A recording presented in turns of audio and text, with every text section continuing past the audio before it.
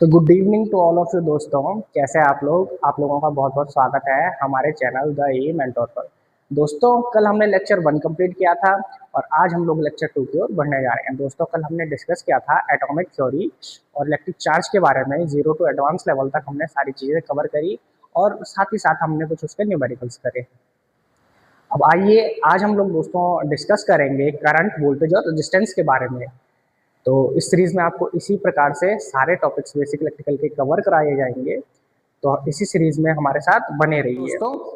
अब कल हम लोगों ने डिस्कस किया था एटॉमिक थ्योरी इलेक्ट्रिक चार्ज के बारे में। आज हम लोग स्टार्ट करेंगे एक छोटी सी डेफिनेशन या फिर एक छोटे से कंसेप्ट से, जिसे हम लोग जानते हैं ड्रिफ्ट वेलोसिटी के नाम से।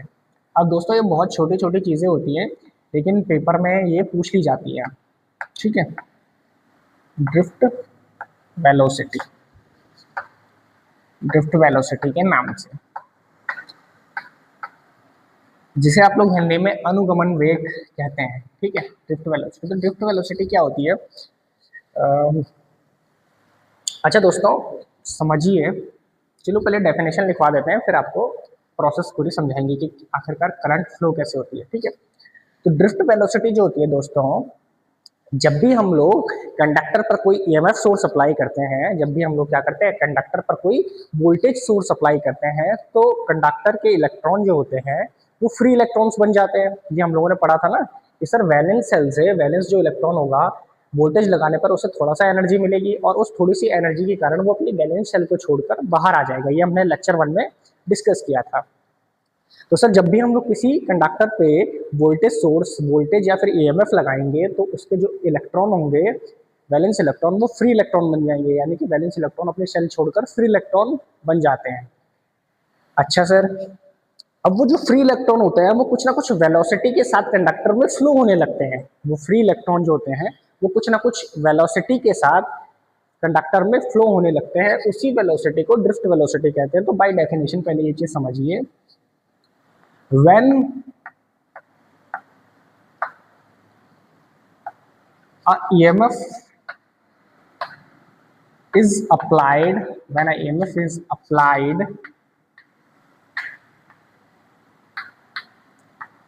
at conductor, when EMF is applied at conductor,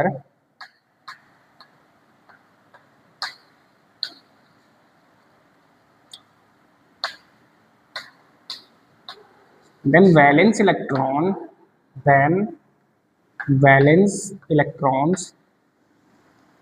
becomes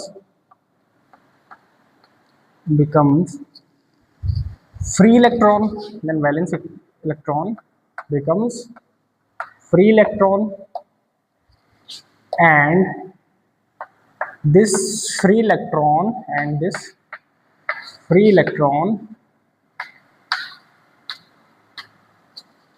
flows in conductor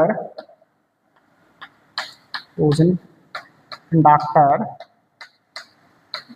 some velocity, ठीक है। कंडक्टर में कुछ ना कुछ वेलोसिटी के साथ ये फ्लो होने लगता है free electron with some velocity,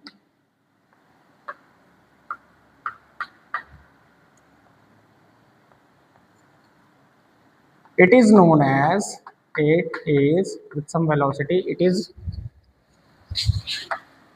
known as drift velocity. It is known as drift velocity. उसे हम लोग ड्रिफ्ट वेलोसिटी दोस्तों कहते हैं, ड्रिफ्ट वेलोसिटी। ठीक है, उसे हम लोग ड्रिफ्ट वेलोसिटी कहते हैं। ड्रिफ्ट वेलोसिटी को दोस्तों हम लोग वीडी से डिनोट करते हैं। ड्रिफ्ट वेलोसिटी को हम लोग वीडी से डिनोट करते हैं और वीडी इज इक्वल्स टू होता है डी बाई टी। ठीक है, वीडी इज इक्वल्स टू होता है डी बाई टी। ठीक है, तो वीडी इक्वल टू होता है डी बाई टी। डी क्या होता है? डिस्टेंस ट्रेवल्ड बाय इलेक्ट्रॉन, और टी क्या होता है? टाइम। ठीक है, तो इसकी यूनिट यहाँ से क्या आ जाएगी? मीटर पर सेकेंड। ठीक है, वैसे डेफिनेशन वगैरह ज़्यादा पूछा नहीं जाता है इसका, लेकिन फिर भी बेसिक चीज़ें आपको पता होनी चाहिए। ठीक है, अच्छा, ड्रिफ्ट वेलोसिटी से अगर आपको एक चीज़ ध्यान में आए, तो मैंने क्या कहा कि ये कोई कंडक्टर है, ठीक है, और इस पर जब हम लोग कोई सर ईएमएफ सोर्स को अप्लाई करेंगे, जो हमने वोल्टेज सोर्स लगाया, तो इसके जो इलेक्ट्रॉन होंगे वो क्या हो जाएंगे, फ्री इलेक्ट्रॉन बन जाएंगे। इसके सर जो इलेक्ट्रॉन होंगे वो क्या होंगे, ये इलेक्ट्रॉन दिखा रहा हूँ, इलेक्ट्रॉन फ्री इलेक्ट्रॉन बन जाएंगे। और फ्री इलेक्ट्रॉन जो होंगे सर आपके, वो कुछ ना कुछ वेलोसिटी के साथ कंडक्टर में मूव करने लगेंगे। ये एरो दिखा रहा हूँ मतलब मूव कर रहे हैं, कुछ ना कुछ वेलोसिटी के साथ कंडक्टर में मूव करने लगेंगे। इसी वेलोसिटी को ड्रिफ्ट वेलोसिटी कहते हैं। ये बात हमने अभी तक जानी है, ठीक है। अच्छा सर, तो हमें यहाँ से सर एक चीज समझ में आती है कि जब तक मैं ईएमएफ नहीं लगाऊंगा तब तक हमें ड्रिफ्ट वेलोसिटी नहीं मिलेगी, सही है ना। कि सर जब तक मैं वोल्टेज लगाऊंगा ही नहीं तब तक इलेक्ट्रॉन जो होगा वो वैलेंस शेल में ही रहेगा, फ्री इलेक्ट्रॉन बनेगा ही नहीं। फ्री इलेक्ट्रॉन नहीं बनेगा तो कुछ वेलोसिटी के साथ फ्लो नहीं होगा। तो जब तक मैं ईएमएफ नहीं लगाता तब तक मुझे ड्रिफ्ट वेलोसिटी नहीं मिलती है। तो क्या मैं यहाँ से ये स्टेटमेंट लिख सकता हूँ। अच्छा एक चीज और है, ईएमएफ जो होता है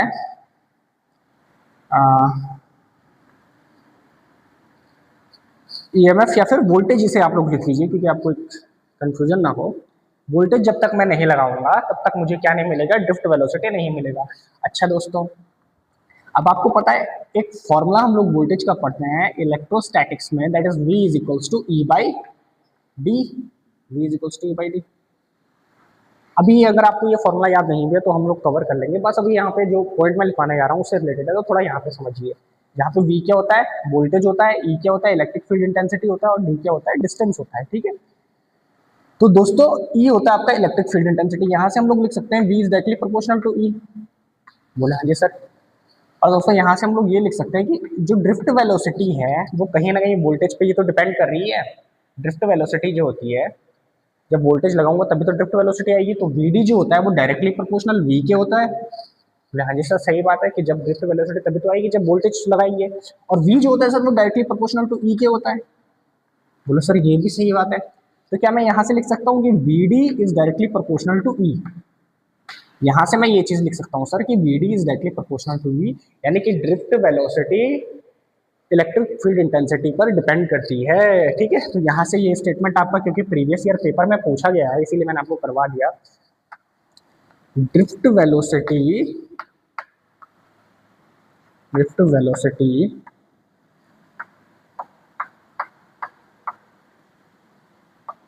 ड्रिफ्ट वेलोसिटी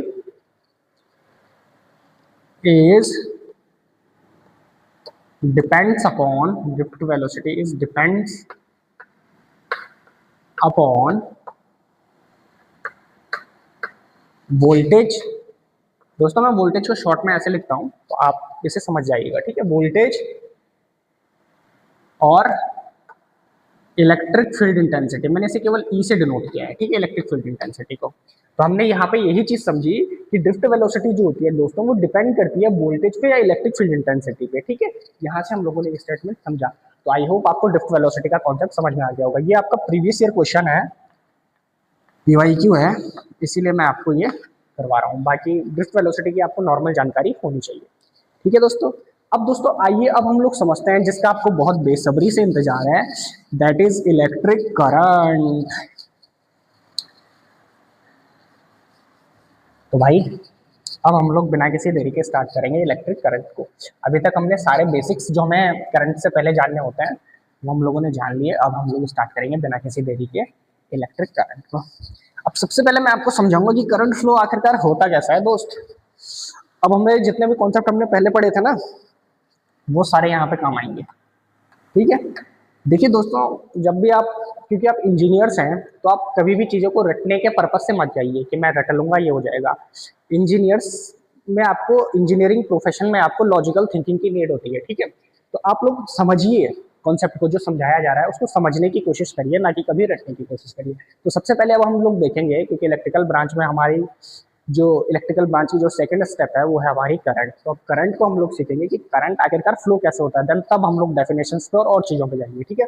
तो सबसे पहले मैं हेडिंग डालता हूं, प्रोसेस ऑफ करंट फ्लो।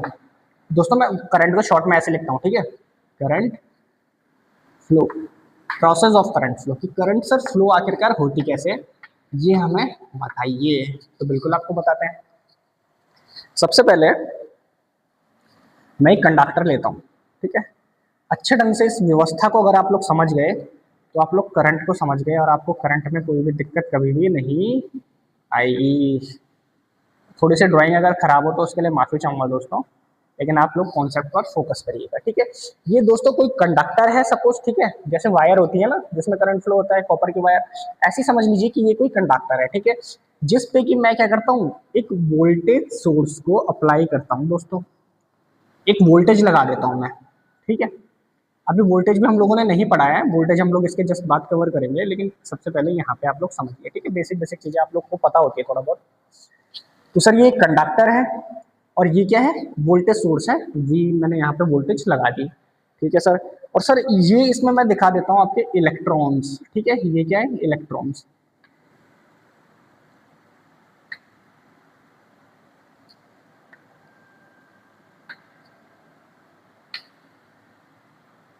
ठीक है, ये हैं दोस्तों आपके इलेक्ट्रॉन्स। अब दोस्तों ये बैटरी का जो बड़ा वाला डंडा होता है, या ये जो बड़ी वाली आपको ये लेंथ वाला ये जो दिख रहा है आपको लंबा सा, इसे बोलते हैं पॉजिटिव टर्मिनल, ठीक है। ये बैटरी का कौन सा टर्मिनल होता है, पॉजिटिव टर्मिनल। और ये होता है बैटरी का दोस्तों नेगेटिव टर्मिनल, ठीक है, पॉजिटिव टर्मिनल, और ये हो गया आपका बैटरी का नेगेटिव टर्मिनल, ठीक है। अब दोस्तों हम लोग समझेंगे ये जो पॉजिटिव टर्मिनल है इसे पॉजिटिव चार्ज की तरह आप लोग देखिए, और नेगेटिव टर्मिनल है इसे आप लोग नेगेटिव चार्ज की तरह देखिए, ठीक है। और दोस्तों आपको एक चीज पता है, ये आपका इलेक्ट्रॉन है, ये सारे जितने मैंने डॉट डॉट दिखाए हैं ये सारे आपके इलेक्ट्रॉन है। आपको एक चीज और पता है कि सर इलेक्ट्रॉन पे कैसा चार्ज होता है, बोले सर नेगेटिव चार्ज इलेक्ट्रॉन पे होता है, ठीक है सर। तो अब यहाँ पे हमने बैटरी के टर्मिनल, सॉरी बैटरी का ये टर्मिनल पॉजिटिव टर्मिनल है, ये टर्मिनल नेगेटिव टर्मिनल है, और यहाँ पे इलेक्ट्रॉन जो है इन पे नेगेटिव चार्ज है, ठीक है, ये पॉजिटिव चार्ज, यहाँ नेगेटिव चार्ज, और इलेक्ट्रॉन पे नेगेटिव चार्ज। तो सबसे पहले अब आप समझिए, ये जो इलेक्ट्रॉन है इन पे है नेगेटिव चार्ज, और ये जो टर्मिनल है यहाँ है पॉजिटिव चार्ज। तो ये जो टर्मिनल है ये इन इलेक्ट्रॉन को अपनी ओर अट्रैक्ट करेगा। हमने पढ़ा ना चार्ज में कि सर अपोजिट जो चार्ज होते हैं, अपोजिट जो चार्ज होते हैं वो एक दूसरे को अट्रैक्ट करते हैं, उनके बीच अट्रैक्शन फोर्स लगता है। तो सर क्या हो रहा है, यहाँ नेगेटिव चार्ज है इलेक्ट्रॉन पे, सभी इलेक्ट्रॉन पे नेगेटिव चार्ज है, और इस बैटरी के इस टर्मिनल पे पॉजिटिव चार्ज है। तो ये positive charge in negative charge को अपनी ओर अट्रैक्ट करेगा, इनको अपनी ओर क्या करेगा, अट्रैक्ट करेगा, खींचेगा अपनी ओर। अच्छा सर ये तो होगी इस हिस्से की कहानी। अब इस हिस्से में क्या हो रहा है, सर यहाँ पे सारे इलेक्ट्रॉन में नेगेटिव चार्ज है, बिल्कुल सर सही बात है, और यहाँ पे इस प्लेट पे नेगेटिव चार्ज है, ठीक है, प्लेट पे नेगेटिव चार्ज है मतलब ये समझ लीजिए यहाँ तक पूरा नेगेटिव चार्ज है, ठीक है। तो सर यहाँ भी नेगेटिव चार्ज और इस हिस्से में भी नेगेटिव चार्ज। तो जब सेम चार्ज होते हैं उनके बीच रिपल्शन फोर्स लगता है, यानी कि वो दूसरे से दूर जाते हैं। तो जो यहाँ पे फोर्स लग रहा है वो इलेक्ट्रॉन को अट्रैक्ट कर रहा है, यानी कि इस डायरेक्शन में अपनी ओर खींच रहा है। और जो यहाँ पे फोर्स लग रहा है वो अट्रैक्शन फोर्स नहीं लग रहा है, इस डायरेक्शन में नहीं लग रहा है, वो लग रहा है रिपल्शन फोर्स, यानी कि वो इस टर्मिनल से इन इलेक्ट्रॉन को दूर भेजना चाह रहा है, इस डायरेक्शन में इनको भेजना चाह रहा है। समझे, आई होप आपको समझ में आया होगा।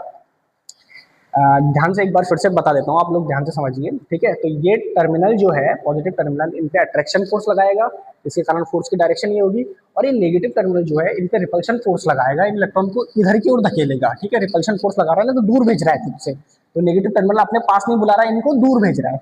तो इस डायरेक्शन में क्या लगेगा, इन इलेक्ट्रॉन पर फोर्स लगेगा, जिसके कारण ये इलेक्ट्रॉन, अब दोनों फोर्स इस डायरेक्शन में लग रहे हैं, तो जिसके कारण ये इलेक्ट्रॉन इस डायरेक्शन में चलने लगेंगे, इस डायरेक्शन में चलने लगेंगे सारे इलेक्ट्रॉन, ठीक है। अब सर सारे इलेक्ट्रॉन इस डायरेक्शन में चलने लग गए, तो यानी कि इलेक्ट्रॉन, अब ये सपोज मैं दिखा देता हूँ ऐसे ऐसे, ठीक है, ये ये सारे इलेक्ट्रॉन इस डायरेक्शन में चल रहे हैं ऐसे, ठीक है सर, बोले हाँ जी सर। इलेक्ट्रॉन की डायरेक्शन क्या है, ये यानी कि पॉजिटिव टर्मिनल की ओर, ठीक है।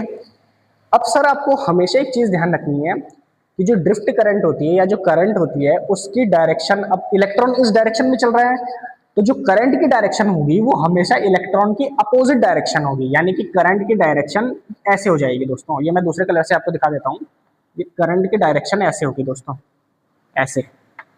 तो करंट इस डायरेक्शन में चलेगा, ठीक है, यहाँ से ऐसे ऐसे ऐसे। तो आप लोगों ने एक चीज नोटिस करी दोस्तों कि जो इलेक्ट्रॉन की डायरेक्शन है वो नेगेटिव टर्मिनल से और पॉजिटिव टर्मिनल की ओर है। ये मैंने ऐसे गोले दिखाए ना, ये नेगेटिव टर्मिनल से पॉजिटिव टर्मिनल की ओर है।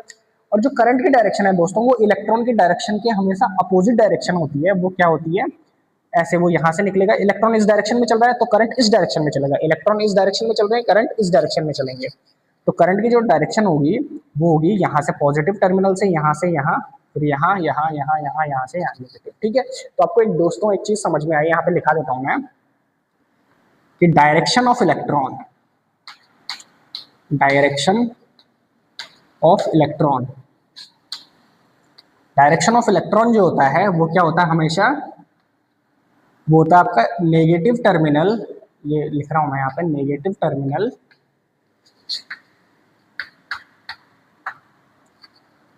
To positive terminal, negative terminal to positive terminal. ठीक है, और डायरेक्शन ऑफ करंट जो होता है दोस्तों, डायरेक्शन, ये मैं डायरेक्शन शॉर्ट में लिखा है, ठीक है, डायरेक्शन ऑफ करंट जो होता है दोस्तों वो क्या होता है, positive terminal to negative terminal, positive terminal to negative terminal, negative terminal. ठीक है दोस्तों, तो डायरेक्शन ऑफ इलेक्ट्रॉन जो होगा हमेशा नेगेटिव से पॉजिटिव टर्मिनल की ओर होगा, डायरेक्शन ऑफ करंट जो होगा पॉजिटिव से नेगेटिव टर्मिनल की ओर होगा। तो यहाँ से दोस्तों हमें एक चीज समझ में आई है कि current always flow in the opposite direction,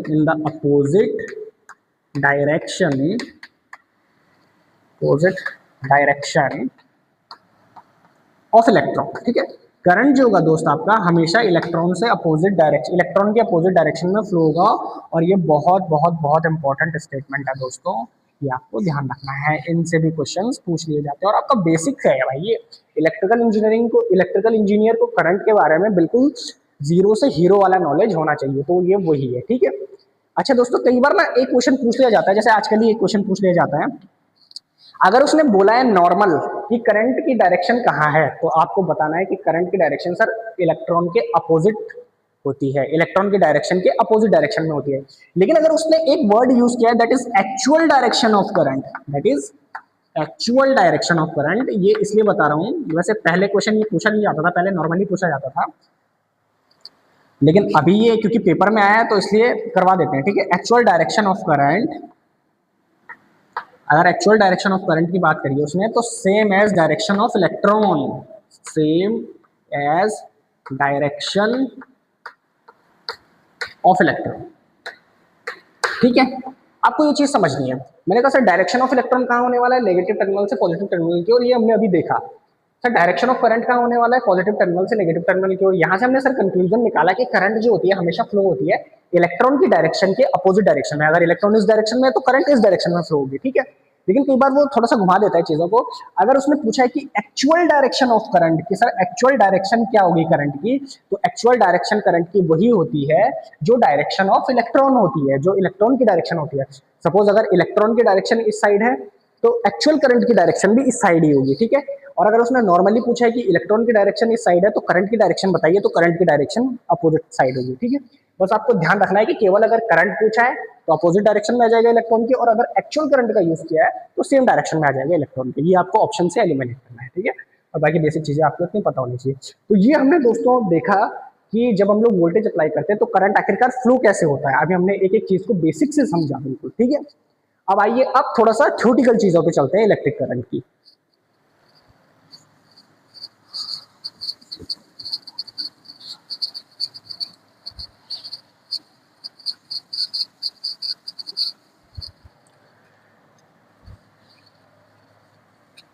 अब हम लोग थोड़ा सा थ्योरी के बारे में समझेंगे। आई होप दोस्तों ये चीजें आपको समझ में आई होगी। दोस्तों आइए अब हम लोग डिस्कस करते हैं इलेक्ट्रिक करंट का कुछ थ्योरेटिकल पोर्शन। ठीक है, तो हेडिंग डालेंगे बड़े सुंदर सुंदर अक्षरों में, दैट इज इलेक्ट्रिकल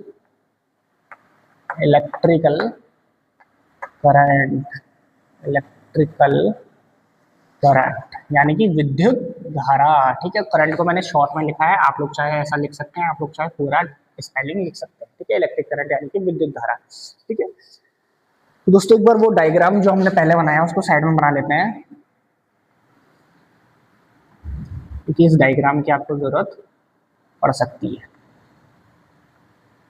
ठीक है, ये सर हम लोगों ने वोल्टेज लगाया था और ये सर इलेक्ट्रॉन्स थे यहाँ पे। कब मैं दिखा रहा हूँ मैं ताकि विजिबिलिटी बढ़िया रहे। ठीक है, इनकी डायरेक्शन सर ये थी फ्लो होने की, और सर यहाँ पे वोल्टेज वी था, ये पॉजिटिव टर्मिनल है, ये नेगेटिव टर्मिनल। हमेशा बड़ा वाला जो डंडा होता है ये पॉजिटिव टर्मिनल होता है और छोटा वाला नेगेटिव टर्मिनल होता है, ये आपको पता ही होगा, ठीक है। और सर करंट की डायरेक्शन क्या थी? करंट की डायरेक्शन सर ये ठीक है सर, यहाँ से यहाँ से, ठीक है। इस वायर के अंदर से करंट फ्लो होकर आ रही है, ठीक है। तो ये करंट की डायरेक्शन है। अच्छा सर, अब सर करंट के बारे में आपने बताया, सबसे पहले हम लोग बात करेंगे करंट की डेफिनेशन की। तो भाई क्या होती है करंट की डेफिनेशन? आप लोगों को मालूम होगा, आप लोगों ने क्लास 10th में चैप्टर पढ़ा है इलेक्ट्रिक करंट, क्लास 12th में भी पढ़ा है इलेक्ट्रिक करंट, जहाँ पे आपने डीसी एसी सब पढ़ा। तो आप लोगों को करंट की डेफिनेशन आपको पता होगी। तो सर करंट की डेफिनेशन जो हम लोगों ने पढ़ी है, that is the rate of the rate of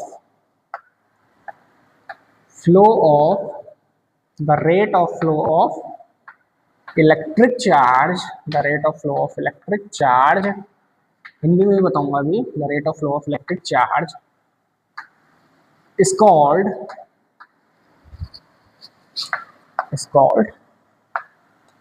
electric current।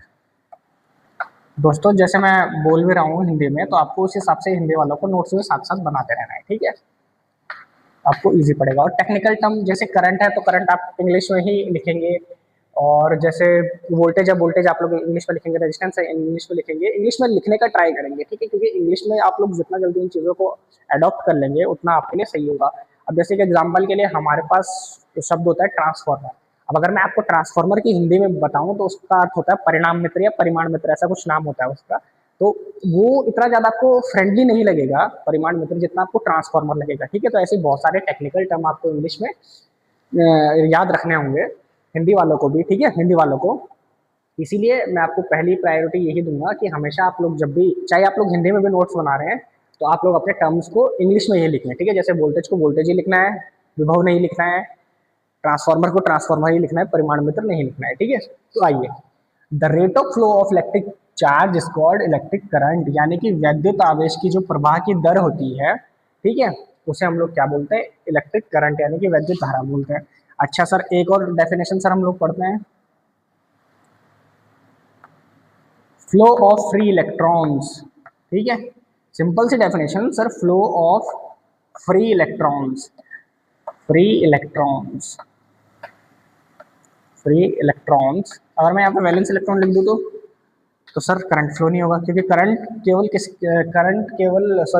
Current होता है, करंट केवल फ्री इलेक्ट्रॉन्स के कारण आता है, वैलेंस इलेक्ट्रॉन के कारण नहीं आता, ठीक है। Flow of free electrons is called current, ठीक है बॉस, ठीक है बॉस। तो फ्री इलेक्ट्रॉन के फ्लो को ही इलेक्ट्रिक करंट कहते हैं। आप देखिए समझिए कैसे। सर हम लोगों ने पढ़ा था ना यहाँ पे कि जब हम लोग वोल्टेज लगाएंगे तो ये जो इलेक्ट्रॉन होंगे, ठीक है, ये पॉजिटिव टर्मिनल इनको इस साइड अट्रैक्ट करेगा, तो ये इलेक्ट्रॉन इस डायरेक्शन में चलने लगेंगे, और सब जब इलेक्ट्रॉन इस डायरेक्शन में चलने लगे तो इसके कारण करंट जो होगा इसके अपोजिट डायरेक्शन में फ्लो होने लगेगा। तो यानी कि जब, कुल मिला के बात यही तो है कि जब हमारा इलेक्ट्रॉन फ्लो होगा करंट तभी आएगा, जब इलेक्ट्रॉन फ्लो होगा करंट तभी आएगा। तो वही होता है हमारा फ्लो ऑफ इलेक्ट्रॉन ही हमारा क्या होता है? करंट होता है। तो ये डेफिनेशन आपको क्लियर हो गई होगी कि flow of free electrons is called current, ठीक है। फ्री इलेक्ट्रॉन का फ्लो होना ही इलेक्ट्रिक करंट है। अब सर ये लिखा है कि the rate of flow of electric charge is called electric current. अच्छा सर, रेट से क्या मतलब है? तो रेट से यार वो मतलब होता है जब कोई चीज टाइम के रिस्पेक्ट में चेंज हो रही हो, ठीक है। जैसे हम लोग पढ़ते हैं ना, वेलोसिटी पढ़ते हैं हम लोग class 10th level, sorry 9th में वेलोसिटी हम लोग पढ़ते हैं। तो वेलोसिटी क्या होता है? v बराबर डी बाई टी, और डी यहाँ पे क्या होता है? डिस्प्लेसमेंट, ठीक है, डिस्प्लेसमेंट। तो जब भी कोई, हम लोग इसे डेफिनेशन वाइज क्या पढ़ते हैं कि rate of change of displacement is called velocity, यानी कि विस्थापन परिवर्तन की समय दर को क्या कहते हैं? वेग कहते हैं। तो जब भी कोई चीज टाइम के साथ चेंज होती है तो उसे रेट कहते हैं, ठीक है। रेट से उसको समझेंगे हम लोग। अब यहाँ पे आ जाइए थोड़ा सा, यहाँ पे सर क्या मतलब है कि the rate of flow of electric charge is called electric current, यानी कि इलेक्ट्रिक चार्ज का, यानी कि वैद्युत आवेश का टाइम के साथ फ्लो होना या टाइम के साथ चेंज होना क्या कहलाता है? इलेक्ट्रिक करंट कहलाता है, ठीक है। तो दोस्तों अब आप लोगों को समझ आ गया होगा कि इलेक्ट्रिक करंट का डेफिनेशन क्या है, ठीक है। और इलेक्ट्रिक करंट आपने प्रोसेस भी देखा कि इलेक्ट्रिक करंट आखिरकार फ्लो होती है। तो ये आपको इलेक्ट्रिक करंट की डेफिनेशन यहाँ पे समझ आ गई होगी कि सर जब भी हमसे कोई पूछेगा कि इलेक्ट्रिक करंट क्या होती है तो सर हम लोग बता देंगे कि flow of free electrons electric current होती है। या फिर rate of flow of electric charge क्या होता है दोस्तों, इलेक्ट्रिक करंट होती है। ओके सर, अच्छा सर, अब इसके बाद सर बता दीजिए कि इलेक्ट्रिक करंट को हम लोग सर डिनोट करते हैं, इलेक्ट्रिक करंट को हम लोग डिनोट करते हैं, डिनोट बाई आई। ठीक है, डिनोट किससे करते हैं, कैपिटल आई से या फिर स्मॉल आई से सर हम लोग इलेक्ट्रिक करंट को क्या करते हैं, डिनोट करते हैं। ठीक है सर।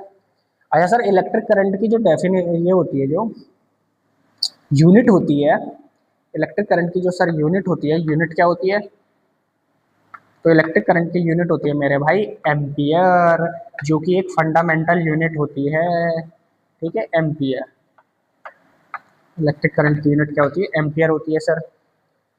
फंडामेंटल यूनिट मतलब, अरे हमारे पास 7 फंडामेंटल क्वांटिटी होती है ना, हम लोग क्लास 11th के पहले चैप्टर में पढ़ते हैं यूनिट में, यूनिट्स एंड मेजरमेंट में क्या क्या होती है, आपका लेंथ हो गया, मास हो गया, टाइम हो गया, इसमें ल्यूमिनस इंटेंसिटी हो गई, उसमें आपकी करंट भी तो आती है, तो वो फंडामेंटल क्वांटिटीज है। तो फंडामेंटल क्वांटिटीज की जो यूनिट होती है उन्हें फंडामेंटल यूनिट बोलते हैं। ठीक है, तो इलेक्ट्रिक करंट की जो यूनिट होती है वो क्या होती है सर, एम्पियर होती है। ठीक है, इलेक्ट्रिक करंट की क्या होती है, एसआई यूनिट क्या होती है, एम्पियर होती है सर।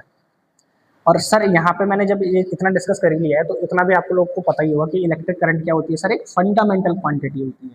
क्या होती है, फंडामेंटल क्वांटिटी होती है, फंडामेंटल क्वांटिटी होती है, हम लोग क्लास 11th में पढ़ते हैं। Okay sir. अच्छा सर, इलेक्ट्रिक करंट जो है वो एक स्केलर क्वांटिटी है या वेक्टर क्वांटिटी है, आप बताइए, इसमें बहुत डाउट रहता है। ठीक है, स्केलर क्वांटिटी है, वेक्टर क्वांटिटी है। तो दोस्तों इलेक्ट्रिक करंट जो होती है क्या होती है, वेक्टर क्वांटिटी होती है।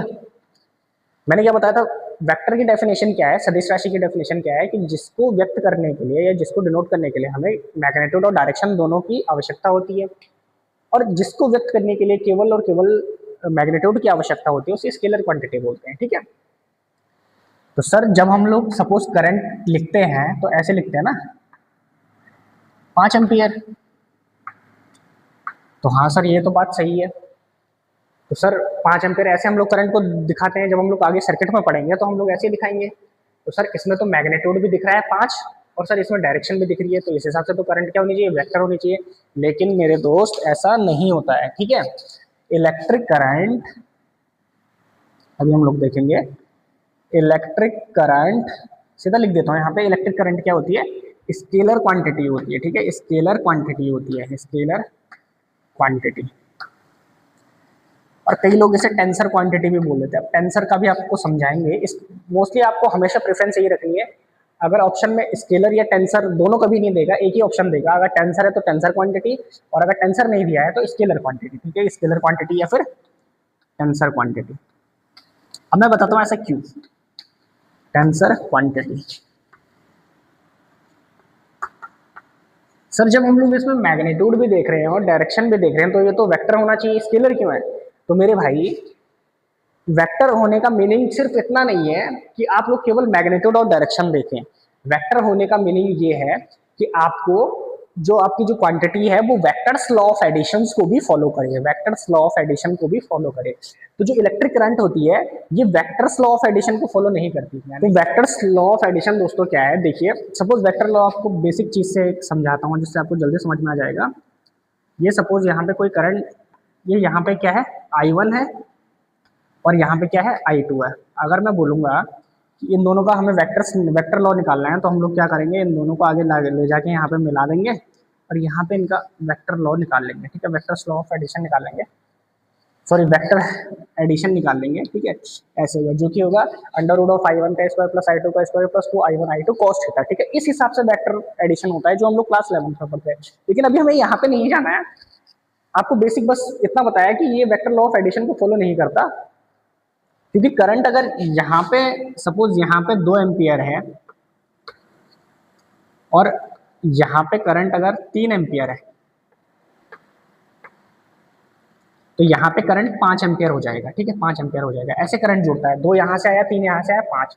तो इसे कहते हैं स्केलर एडिशन। ठीक है, स्केलर एडिशन क्या है कि 2 + 3 5। लेकिन वेक्टर एडिशन ऐसे नहीं होता। वेक्टर एडिशन में क्या होगा, 2 का स्क्वायर प्लस 3 का स्क्वायर प्लस 2 × 3 cos, जितने भी इन दोनों के बीच एंगल होगा, और अंडर रूट ये करके, इस हिसाब से वेक्टर एडिशन होता है। और इसे ये क्या होता है, जैसे 2 और 3 5 ये स्केलर एडिशन होता है, ठीक है। तो आपको हमेशा एक चीज का ध्यान रखना है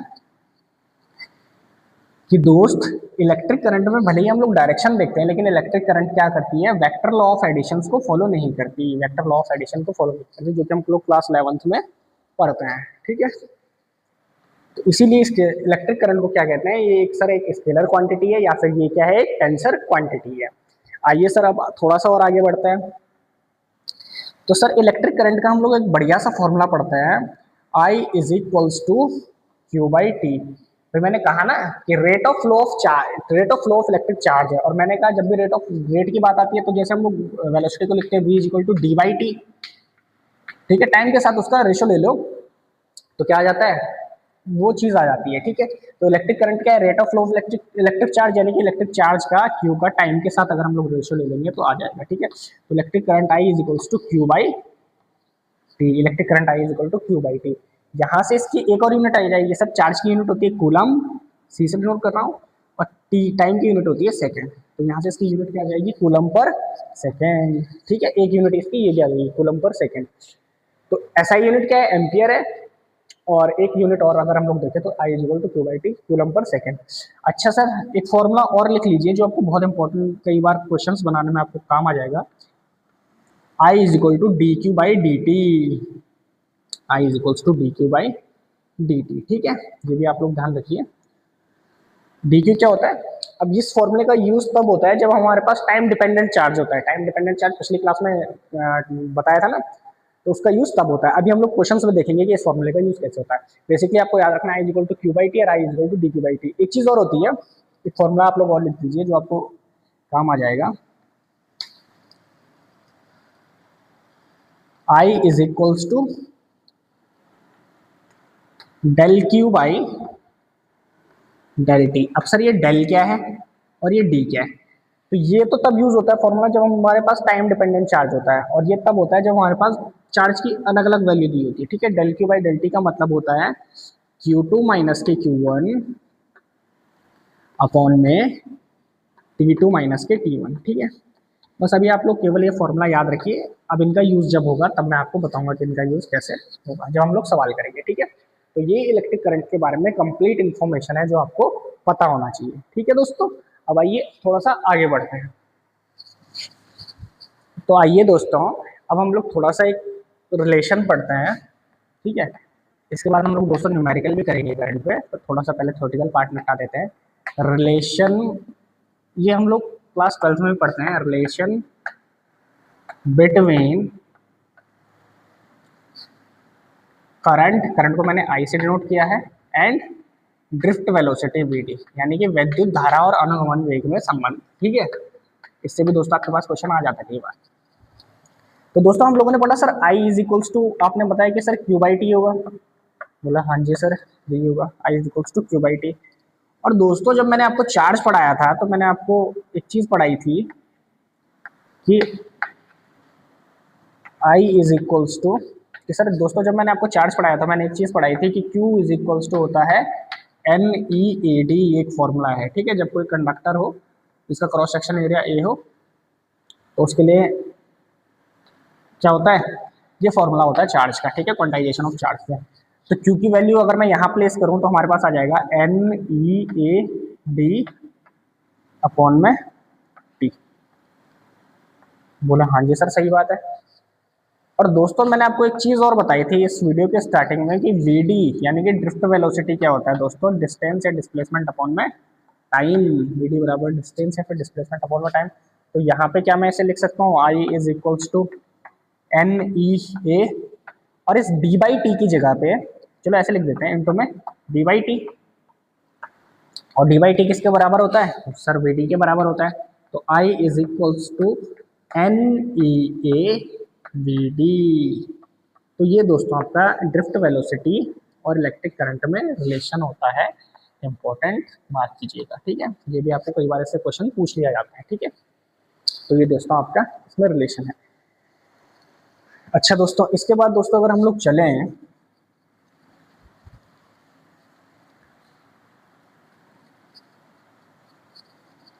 तो चीज और आती है, that is current density. That is current density. ठीक है दोस्तों, क्या चीज आती है आपकी, करंट डेंसिटी। दोस्तों जैसे आप लोग धारा घनत्व भी कहते हैं, ठीक है, करंट डेंसिटी, सर धारा घनत्व या फिर करंट डेंसिटी क्या चीज है, इसको भी बताइए। ठीक है, तो अगर हम लोग डेफिनेशन वाइज देखें, ठीक है, electric current, electric current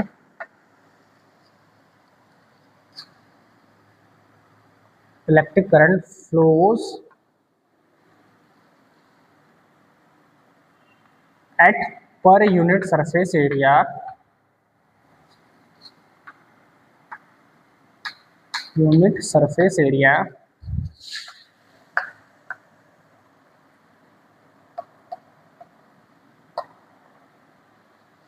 is called current density, is called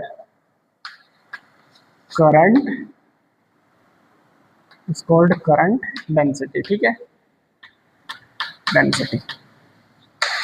तो दोस्तों क्या है, इलेक्ट्रिक करंट फ्लो पर unit surface area is called current density, यानी कि पर यूनिट सरफेस एरिया से, सपोज ये कोई सरफेस है, ये कोई कंडक्टर है जिसका सरफेस एरिया, जिसका एरिया कितना है, एरिया है सर पर यूनिट यानी कि 1 मीटर स्क्वायर, इससे फ्लो होने वाली जो इलेक्ट्रिक करंट होगी उसे ही हम लोग क्या बोलते हैं दोस्तों, करंट डेंसिटी बोलेंगे। ये कोई कंडक्टर है, ठीक है, इसका सरफेस एरिया, जिसका एरिया जो है वो क्या है 1 मीटर स्क्वायर है, इससे फ्लो होने वाली जो करंट होगी उसे करंट डेंसिटी बोलते हैं। ठीक है, तो current flow at per unit surface area is called electric, is called current density. ठीक है, करंट डेंसिटी को सर हम लोग डिनोट करते हैं जे से, डिनोट करते हैं सर जे से। और सर करंट डेंसिटी जो होती है ये मेरे भाई एक वेक्टर क्वांटिटी होती है। ठीक है, बहुत बार क्वेश्चन आपसे पूछा जाता है कि करंट डेंसिटी कैसी क्वांटिटी होती है, तो ये वेक्टर क्वांटिटी होती है दोस्तों, वेक्टर क्वांटिटी होती है दोस्तों, वेक्टर क्वांटिटी। ठीक है, सदिश राशि क्वांटिटी। ओके सर, तो ये आपको करंट डेंसिटी के बारे में पता होना चाहिए। अच्छा, करंट डेंसिटी मैंने क्या बताया कि पर यूनिट सरफेस एरिया से फ्लो होने वाली करंट, तो यहाँ से इसका फॉर्मूला आ जाएगा J is equals to I upon A. ठीक है, पर यूनिट सरफेस एरिया से जो करंट फ्लो होती है उसे हम लोग क्या बोलते हैं, current density. J is equals to I upon A. ठीक है, यहाँ से दोस्तों अगर इसकी यूनिट की बात करें तो करंट की यूनिट हो गई एम्पियर और एरिया की यूनिट हो गई मीटर स्क्वायर, तो इसकी यूनिट होती है एम्पियर पर मीटर स्क्वायर। ठीक है, यूनिट क्या होती है दोस्तों, इसकी यूनिट होती है एम्पियर पर मीटर स्क्वायर। अच्छा ठीक है सर, अब सर हमने देखा, आपने बताया कि J इज इक्वल्स टू होता है सर आई अपॉन ए। हाँ जी सर, बिल्कुल सही बात है। ठीक है, और J इज इक्वल्स टू होता है सर हमारा, J is equal to I upon A होता है। और सर आई का वैल्यू हम लोगों ने पढ़ा अभी कि सर आई का वैल्यू होता है सर NEAVD। ठीक है, तो I is equal to NEAVD, तो आई की जगह पे NEAVD हम लोग सर प्लेस कर देंगे और अपॉन में क्या आ जाएगा, ये आ जाएगा। तो यहाँ पे भी ये, यहाँ पे भी ये, इस ए से दोस्तों ये ए कैंसिल हो जाएगा और J इज इक्वल्स टू यहाँ पे आ जाएगा NEVD। ये दोस्तों आपका करंट डेंसिटी और ड्रिफ्ट वेलोसिटी के बीच रिलेशन है। ठीक है, इसको भी इंपॉर्टेंट मार्क करिएगा, करंट डेंसिटी और ड्रिफ्ट वेलोसिटी के बीच में रिलेशन होता है दोस्तों। ठीक है, बहुत इंपॉर्टेंट है। तो ये आपको करंट डेंसिटी भी कंप्लीट करवा देगा। अब आइए दोस्तों, अब चलते हैं इलेक्ट्रिकल करंट के न्यूमेरिकल पोर्शन पे, क्योंकि थ्योरेटिकल पोर्शन हमने ऑलमोस्ट निपटा लिया है। ठीक है, तो अब दोस्तों हम लोग करेंगे कुछ क्वेश्चन को।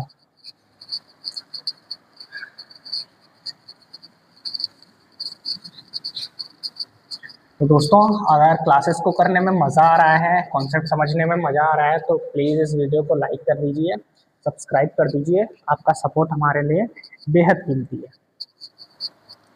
तो दोस्तों क्वेश्चन नंबर अगर मैं 1 की बात करूं तो आइए क्वेश्चन नंबर 1 पे चलते हैं।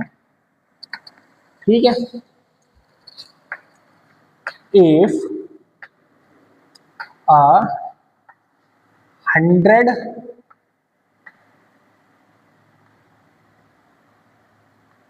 इफ 100 माइक्रोकूलम, ठीक है, ये माइक्रो का साइन होता है, ठीक है, microcoulomb charge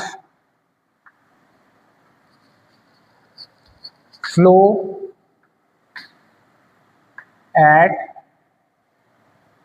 a conductor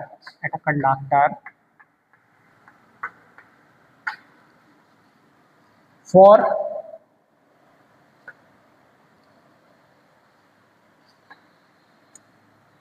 200 seconds. For 200 seconds, find the current flowing through it. Find the current flowing through it.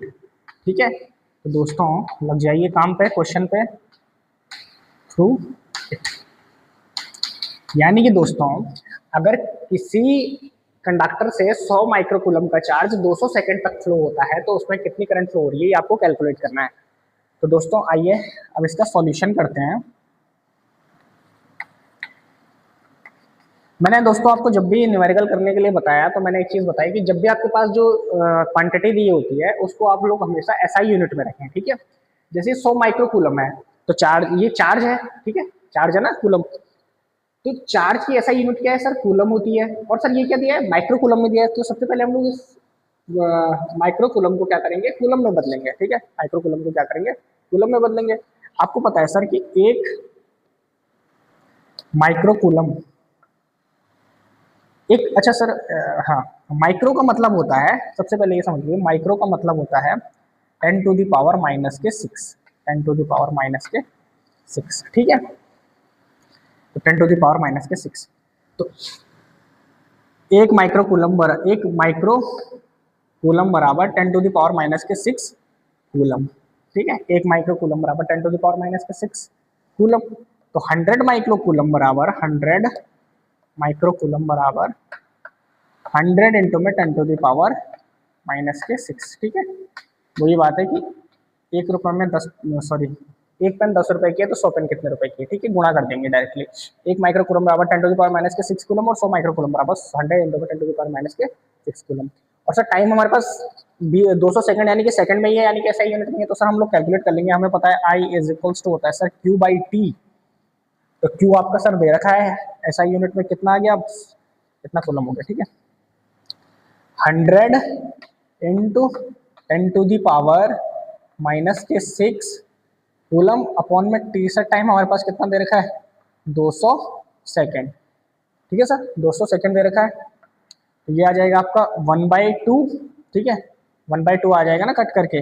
और 1/2 को हम लोग क्या लिखते हैं, 0.5, 0.5 इंटू में 10 टू द पावर माइनस के 6 एम्पियर, इतना करंट आ जाएगा दोस्तों, ठीक है। दोस्तों दूसरा क्वेश्चन ले लेते हैं, ठीक है। इफ Q बराबर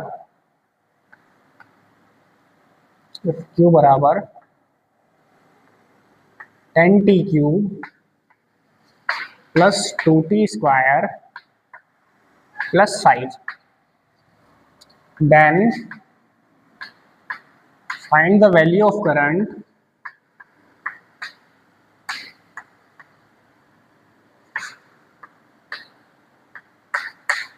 at t is equals to 1 second, t is equals to 1 second, ठीक है, ठीक है सर। तो अब देखो दोस्तों, यहाँ पे हमारे पास क्वेश्चन का थोड़ा सा पैटर्न चेंज हो गया है। हमें जो क्यू दिया है, चार्ज दिया है, ये टी की फॉर्म में दिया है। और चार्ज जब टाइम की फॉर्म में दिया जाता है तो उसे क्या बोलते हैं, टाइम डिपेंडेंट फॉर्म, ठीक है सर। तो अब आइए इसका सॉल्यूशन करते हैं। तो जब भी आपको चार्ज टाइम डिपेंडेंट फॉर्म में दिया जाता है तो मैंने आपको बताया था सर कि उसको हम लोग कैसे कैलकुलेट करेंगे, उसको हम लोग कैलकुलेट करेंगे I is equals to D Q by D T formula से। लिखवाया था ना भी फॉर्मूला, तो इससे हम लोग जब भी चार्ज टाइम डिपेंडेंट फॉर्म में दिया जाएगा तो हम लोग इससे कैलकुलेट करेंगे। अब सर आई हो गया, I is equals to D by D T of, अब यहाँ पे ये क्यू है ना, तो स्मॉल क्यू हो चाहे कैपिटल क्यू हो, दोनों चार्ज को डिनोट करता है। तो यहाँ पे क्यू की वैल्यू रख लो। तो क्यू की वैल्यू सर हम लोगों ने रखी 10t cube plus 2t square plus 5। बोले हाँ सर सही बात है। अब सर यहाँ पे ये क्वेश्चन बन गया डिफरेंशिएशन का, पढ़ते हैं ना 12वीं में डिफरेंशिएशन। तो सर मैं इसको लिख सकता हूँ बराबर, अब अब सबसे पहले मैं D by D T of 10t³ को चलो डिटेल में करवा देते हैं थोड़ा सा। D by D T of 10t³ आपको ताकि समझ में आ जाए, प्लस हर के हर स्टेप के साथ 10t D by D T आ जाएगा, ठीक है।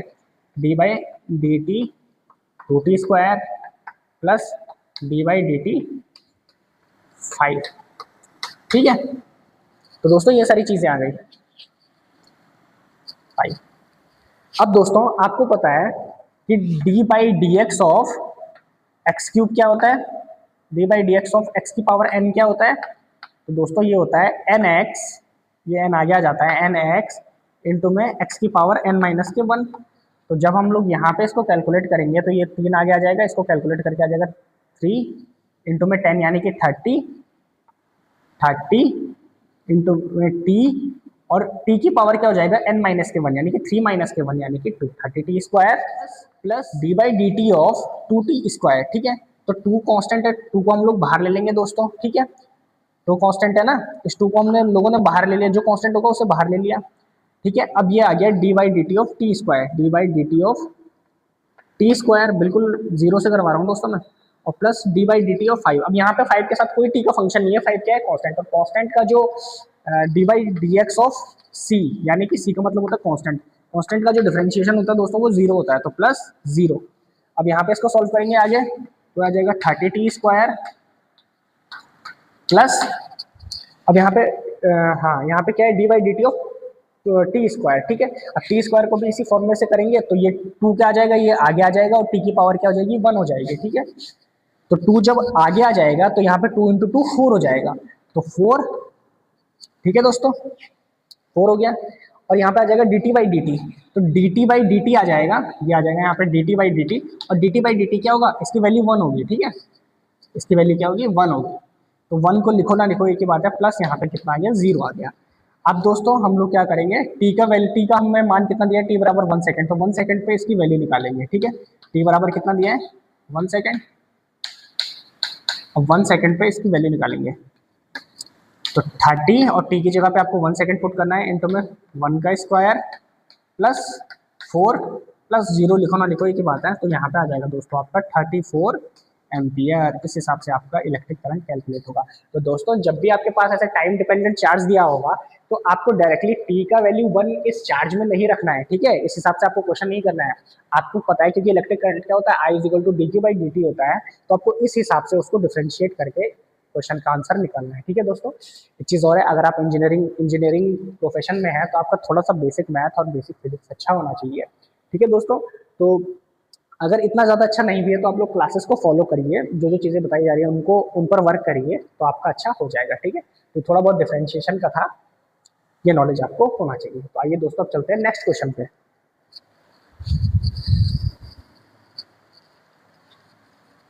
दोस्तों मैं क्लासेस के दौरान सवाल थोड़ा कम ही करवा पाता हूँ क्योंकि सारे क्वेश्चंस करवाना क्लासेस में पॉसिबल नहीं है, क्वेश्चन प्लस थ्योरी। तो आपको थोड़ा सा क्वेश्चन प्रैक्टिस जो होगी दोस्तों वो खुद से भी करनी होगी। आप चाहे अपने सेमेस्टर की बुक लगा सकते हैं, फंडामेंटल्स ऑफ इलेक्ट्रिकल इंजीनियरिंग की, उसमें भी क्वेश्चन दिए होते हैं, आप लोग वो कर सकते हैं।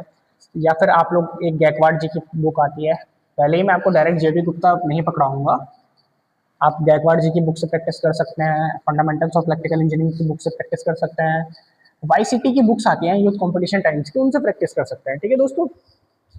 तो आपको थोड़ा सा क्वेश्चन प्रैक्टिस उनसे करनी है, थ्योरेटिकल क्वेश्चन हो चाहे ये एमसीक्यू हो, ठीक है, दोनों प्रैक्टिस करनी है। अब सर एक क्वेश्चन और है कि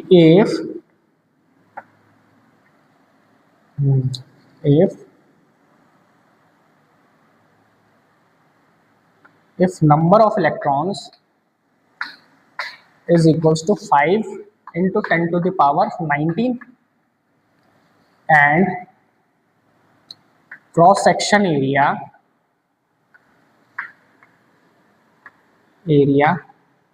of conductor